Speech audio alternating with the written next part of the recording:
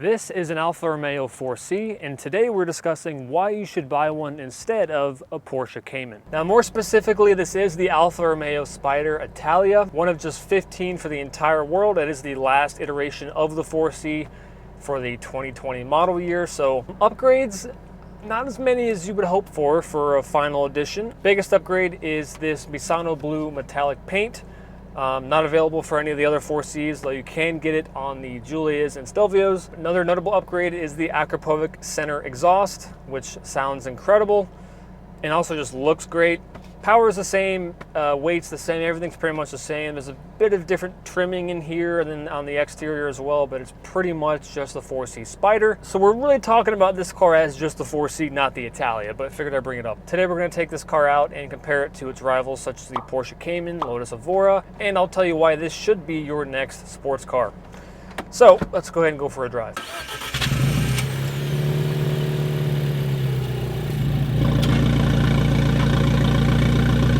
Right.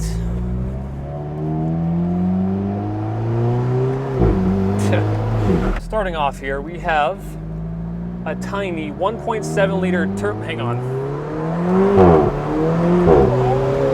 Oh. Starting off, we have a tiny 1.7 liter turbocharged 4-cylinder, mid-engine, of course, and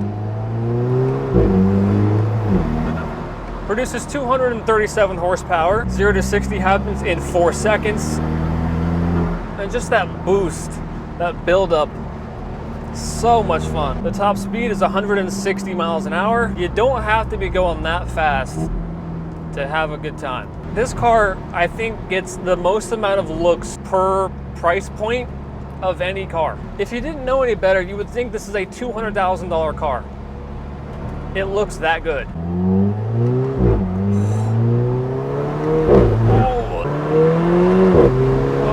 Oh, yes. Extra farts. It does kind of sound like diarrhea. It only revs to about 6,500 RPM, so it is over kind of quickly, but you have different drive settings here as well. Your DNA settings here. You have your normal, natural mode. It's your default setting. You have all-weather mode, and you have dynamic, which is essentially your sport mode. And then you do have race, the most hardcore setting. And the reactions that you get from people, they're pretty much all positive. Of course, this does have a full carbon fiber tub, just like you get in a McLaren. It means the car is very strong, very light, phenomenal in the corners, and there's no power steering. I mean, little controversial for some people. On a good road, it's fantastic. Obviously in the parking lot, not so much. It does have a 6-speed dual clutch paddle shift transmission, which, you know, a lot of guys are like, why would they not put a manual in this thing if they're trying to save as much weight as they can? And I do agree with that. I mean, there should be a manual, but it's a pretty fun transmission to use. It's pretty quick. And of course, this being the final version of the 4C, this Misano Blue is a phenomenal color on this car. I think this is my new favorite color on the 4C. And just to have the open top, I mean,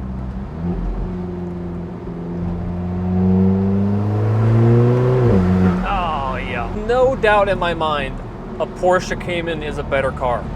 It's better built, it's better engineered, probably more reliable, but it doesn't feel special like the Alfa does. This feels like a baby supercar, like a baby Ferrari. It looks like a baby Ferrari. A Porsche Cayman, it's not going to have the same sense of rarity and hand-builtness. If you pull up to a car meet in one of these, it is pretty much guaranteed you're going to be the only one there with the 4C. And now these cars for the $50,000 mark is such a cool car to buy. It's the sort of oddball choice, but that's why I would have one. Even though the turn signals sound like they're out of a Yugo. And to see all this exposed carbon around you, beneath all the carpets, just pure carbon everywhere. It feels premium in that sense. It sort of makes up for the lack of other premium features in here, like this really hard leather dash, kind of chintzy feeling center console materials. Everything is just a little bit kind of And these seats are super thin, but they're actually pretty comfortable. Visibility, not great at all. Really can't see much at all. I'm 6'4", and I actually have a decent amount of space in here. Obviously, headroom's unlimited at the moment, but space isn't bad in here at all for me. I got plenty of knee room, leg room, elbow room. You're a bit close to your passenger, so if your passenger is anything more than 300 pounds, might be a little awkward. This car specifically stickered at $86,000. It's being the final version of the 4C, which I wouldn't really say is a very iconic car, to be honest. Unfortunately, I mean, it should be. If it was a manual, it would be more iconic.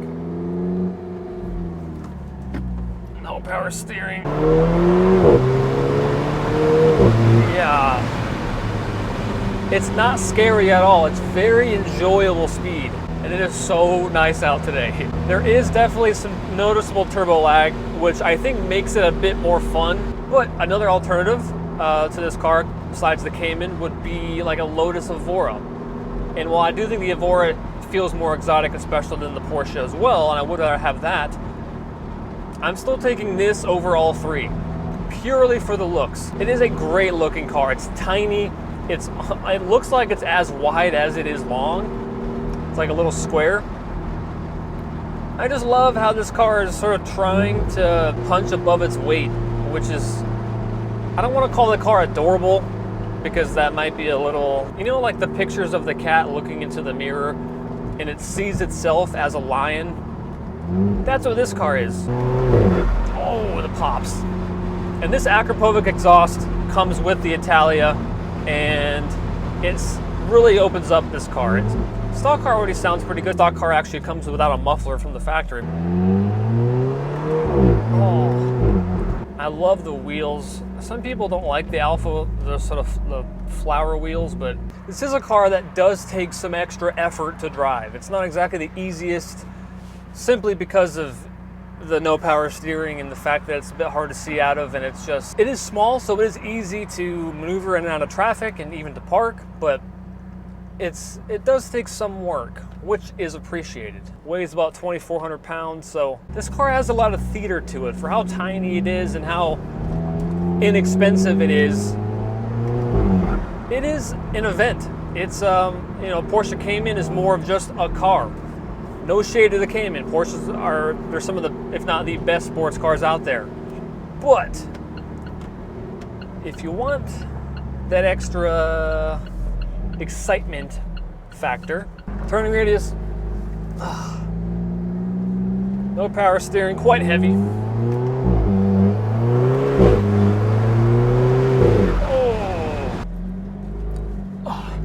I love this car, you know? Nothing wrong with it at all. Yep. Okay. Anyways, someone behind me is not very happy after watching that ordeal. Yeah, turn-in is fantastic.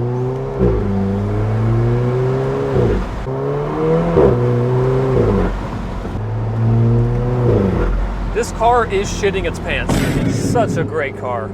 You should buy one immediately. And compared to the Cayman, it just, again, it gives more of a sense of occasion. And nobody can hate on an Alfa Romeo. I mean, what they've become now is kind of weird, but the spirit is still there. And how can you not love an Alfa? Especially an Alfa sports car, a two-seater, mid-engined Alfa Romeo sports car. That is something that does not come around very often. Sure, some of the materials are pretty diabolical, but you can get over that because you're buying this car simply because of what it represents. Italian craftsmanship, passion, drama. This is a fantastic choice if you're wanting a sports car that stands out a bit. It's not quite with the norm. So thank you guys so much for watching. If you liked the video, give it a thumbs up, subscribe to my channel down below, and I will see you guys in the next one.